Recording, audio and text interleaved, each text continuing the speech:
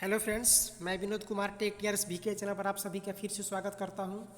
दोस्तों, आज हम ग्रुप डी का जो पिछला पेपर का सीरीज चल रहा है उसका अगला सेट लेकर आए हैं। अगर आपने अभी तक ग्रुप डी के पिछले सेट जो भी कराए हैं उसको नहीं देखा है आपने, तो उन सारे वीडियो का लिंक आपको इसी वीडियो के डिस्क्रिप्शन में मिल जाएगा। आप वहाँ से जाकर पिछले पेपर को देख सकते हैं। चलिए यहाँ पर हम आज पहला पेपर सेट या यहाँ क्वेश्चन चालू करते हैं।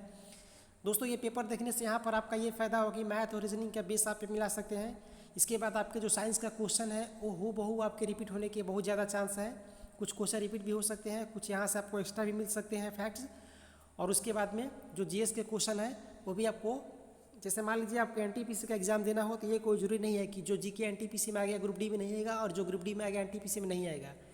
जीके लगभग हर एग्जाम का रेलवे में बेस सेम होता है, बस थोड़ा सा इसमें साइंस के क्वेश्चन आपका ज़्यादा है।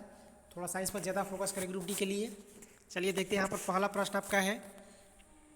पहला प्रश्न आपका है कि कार्बन परमाणु के बारे में ये आपका सी नीचे 6 ऊपर 12 से क्या निष्कर्ष निकाला जा सकता है। यहाँ आपका उत्तर होगा इसमें 6 न्यूट्रॉन और 6 प्रोटॉन है। जैसा आपका दिया गया है कि सी नीचे 6 ऊपर 12, ये जो आपका होता है ये आपका परमाणु संख्या होता है नीचे, और ऊपर में जो होता है आपका ये परमाणु द्रव्यमान होता है। परमाणु द्रव्यमान कहिए या परमाणु भार कहिए। तो देखिए दोस्तों, जो प्रोटॉन की संख्या होता है वही परमाणु संख्या होता है। तो नीचे आपका ये क्या है, परमाणु संख्या है, यानी यही प्रोटॉन की संख्या है। तो इसमें 6 प्रोटॉन है, ये निष्कर्ष निकल गया। इसके बाद ये जो आपका द्रव्यमान संख्या होता है इसमें प्रोटॉन प्लस न्यूट्रॉन दोनों होता है। तो ये 6 है प्रोटॉन और ये ऊपर 12 द्रव्यमान संख्या, और इसी में आपका है प्रोटॉन प्लस न्यूट्रॉन। तो इसमें इसका 6 प्रोटॉन है, तो इसका मतलब 6 और क्या इसमें 6 न्यूट्रॉन है। तो यहाँ पर आपका 6 न्यूट्रॉन और 6 प्रोटॉन। चलिए अगला प्रश्न देखते हैं। अगला प्रश्न आपका दिया गया है कि भारत में अंग्रेजों द्वारा निर्मित पहला किला कौन सा था। यहाँ आपका उत्तर होगा फोर्ट सेंट जॉर्ज किला।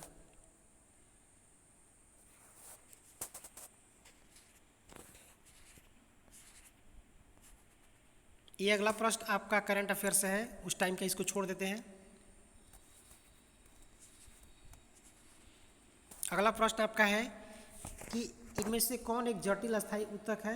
यहाँ पर आपका होगा option number C 3 xylem. Xylem एक जटिल ऊतक है।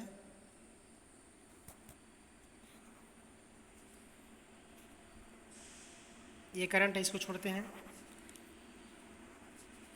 करंट पर आप ज़्यादा फोकस करें, एनटीपीसी हो या एग्जाम आपका ग्रुप डी हो, दोनों में करंट अफेयर से क्वेश्चन ज़्यादा रहेंगे। अगला प्रश्न आपका है कि कौन से राज्य में भारत के पहले विलेज ऑफ बुक्स का उद्घाटन किया गया। ये आपका महाराष्ट्र में।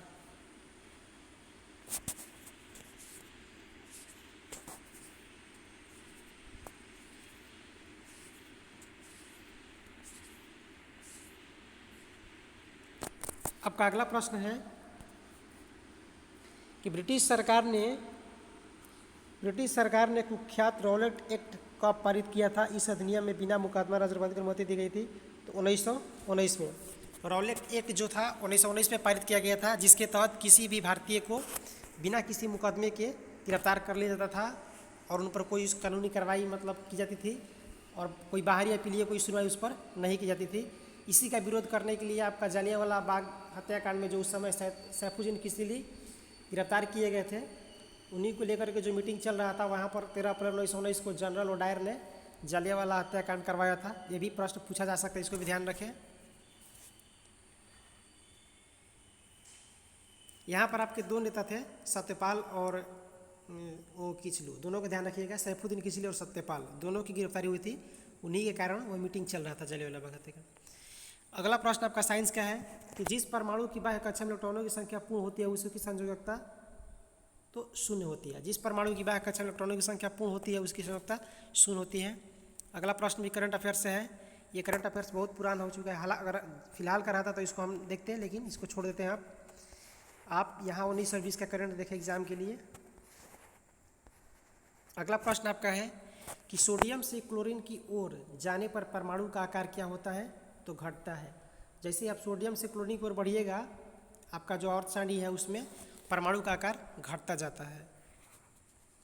अगला प्रश्न आपका है कि गांधी सागर बांध किस राज्य में है। ये आपका मध्य प्रदेश में है। गांधी सागर बांध मध्य प्रदेश में। अगला प्रश्न आपका है कि काला आजार के उत्तरदायी में जीवों की उत्पत्ति का कारण क्या है? तो अधोमुखी युग्मक विखंडन, इसको ध्यान रखें, बायो का क्वेश्चन है।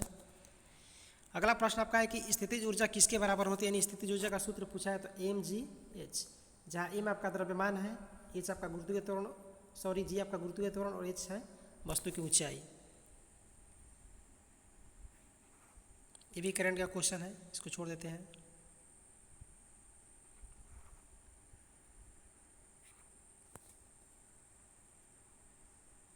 अगला प्रश्न आपका है कि निम्नलिखित में से किस तत्व में उच्च आयनीकरण ऊर्जा है? यहाँ आपका होगा आंसर हीलियम।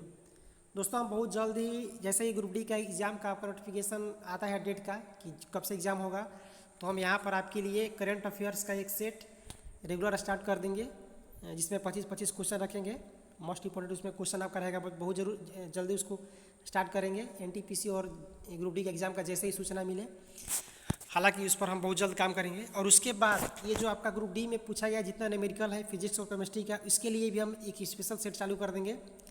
वो प्ले लिस्ट में आप जाकर देख सकते हैं। एक इसमें आपका स्पेशल एक न्यूमेरिकल का बना देंगे, क्योंकि ग्रुप डी के हर सेट में 4 से 5 न्यूमेरिकल आता है और न्यूमेरिकल बेसिक ईजी होता है, बस आपको फार्मूला ध्यान रखना है। चलिए अगला प्रश्न देख लेते हैं। अगला प्रश्न आपका है कि उस भारतीय सुपर कंप्यूटर का नाम क्या है जो विश्व में चौथा सबसे तेज सुपर कंप्यूटर है? तो वो आपका है प्रत्युष। अगला प्रश्न आपका है कि ऊर्जा उत्पादन के दौरान जब हमारी मांसपेशियों की कोशिकाओं में ऑक्सीजन की कमी होती है तो 6 कार्बन अणु खाली स्थान कार्बन अणु में परिवर्तित होता है? तो आपका आंसर होगा 3।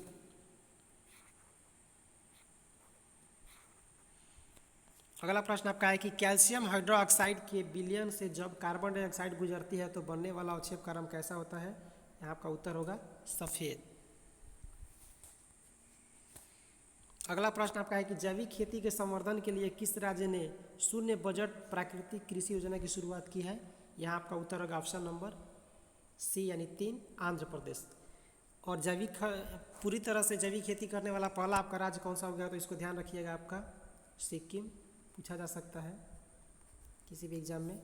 सिक्किम में जैविक खेती को बहुत ज़्यादा बढ़ावा दिया गया है।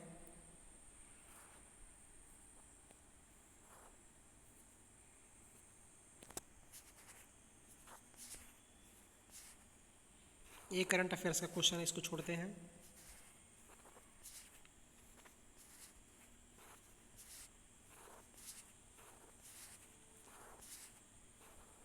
दोस्तों हमने आपका एक सीरीज सेट चालू किया है NTPC and group D math and reasoning के नाम से। प्ले स्टोर में आपको वीडियो मिल जाएगा। वो एक सीरीज है, इसमें हम इस तरह के जो भी आपका डाटा सफिशिएंसी और कथन निष्कर्ष और एजम्पशन के जो भी सारे क्वेश्चन हैं उसी टाइप के क्वेश्चन उसमें बनवाते हैं। उस सेट को आप जरूर देखें, वो आपका बहुत ही एग्ज़ाम में मदद करेगा। इसको छोड़ते हैं। उस समय फिल्म का करंट से क्वेश्चन है। अगला प्रश्न आपका अच्छा है, उस समय का करंट से चर्चा में है लेकिन कभी भी पूछा जा सकता है। ये प्रश्न आपका है कि चेरियल चित्रकला एक शैली है जो हाल ही में सुर्खियों में रही, किस राज्य से संबंधित है? ये आपका तेलंगाना से है, चेरियल चित्रकला।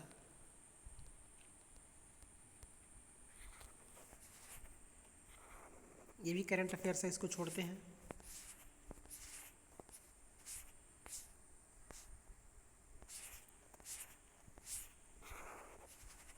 अगला प्रश्न आपका है कि नीति आयोग के अध्यक्ष के पदेन रूप में कौन कार्य करता है? तो आपके भारत के प्रधानमंत्री। बहुत बार पूछा गया क्वेश्चन, बहुत ही फेमस क्वेश्चन। अगला प्रश्न आपका है कि त्वरण की बीमा क्या होती है? त्वरण का यहाँ आपका बीमा होगा L1 M0 T-2। दोस्तों अगर आपको बीमा निकालने में कोई प्रॉब्लम हो तो आप कमेंट कीजिए, एक हम स्पेशल वीडियो आपको बीमा संबंधित बना देंगे। बहुत आसानी से बीमा आपको निकालना बता देंगे। अगला प्रश्न आपका है, सॉरी फ्रेंड्स एक मिनट। अगला प्रश्न आपका है कि प्रोटीन की जानकारी प्रदान करने वाले डीएनए के भाग को क्या कहा जाता है? तो ऑप्शन नंबर 4 यानी डी, जीन।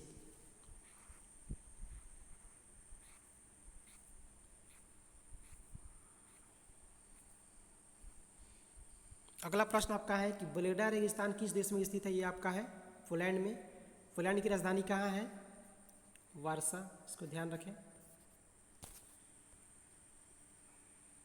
अगला प्रश्न है कि इक्का एल्यूमिनियम को आधुनिक आवर्त सारणी में धातु के रूप में नामित किया गया था? तो गैलियम के रूप में, इक्का एल्यूमिनियम को, यानी उसी का नाम है एक। अगला प्रश्न आपका है कि इनमें से कौन सा संतृप्त हाइड्रोकार्बन है? तो ऑप्शन नंबर ए C2H6।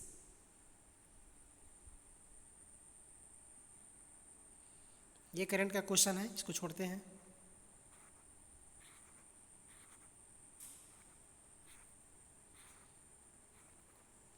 अगला प्रश्न आपका है कि रेगिस्तानी पौधों की बाह्य त्वचा पर मोम जैसे पदार्थ की परत पाई जाती है। पदार्थ क्या होता है? ये पदार्थ आपका होता है क्यूटिन।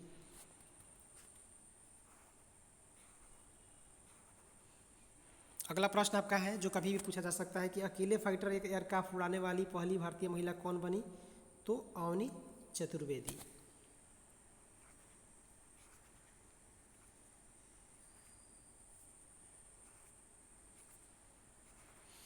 अगला प्रश्न आपका है कि दंत चिकित्सक अवतल दर्पण का उपयोग करते हैं क्योंकि इस पर निर्मित प्रतिबिंब होते हैं आभासी और बड़ा।